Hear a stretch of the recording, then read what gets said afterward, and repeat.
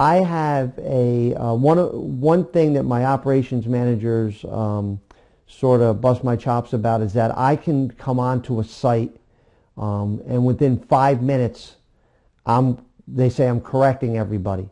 I can look at a site and tell immediately if my guys are being efficient or not.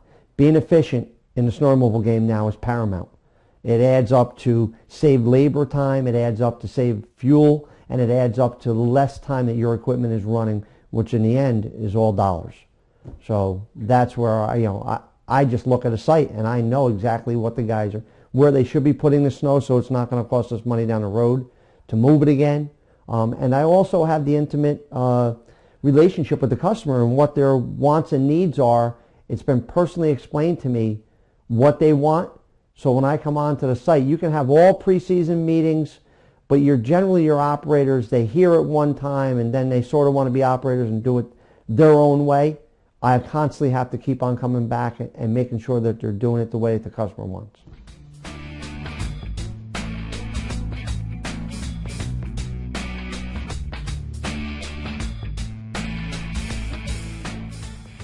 We have pre-wetting systems.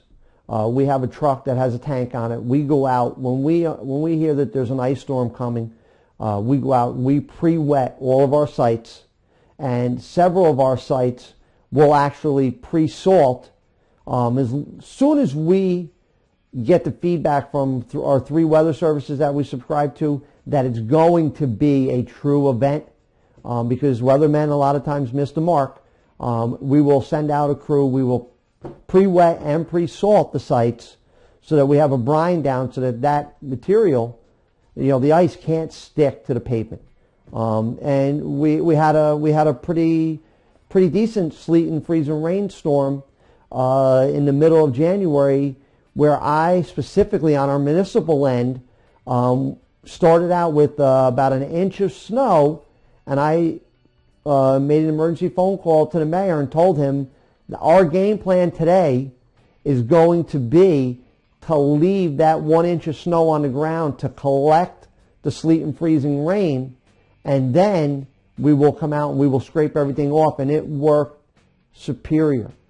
The local county and the local town decided to go out and scrape, and as soon as they scraped, the freezing rain hit, and it was a disaster. We were able to scrape everything off. It was a little rough on the plows because it was a little, it was a little hard. But when we were done, we were right down the blacktop.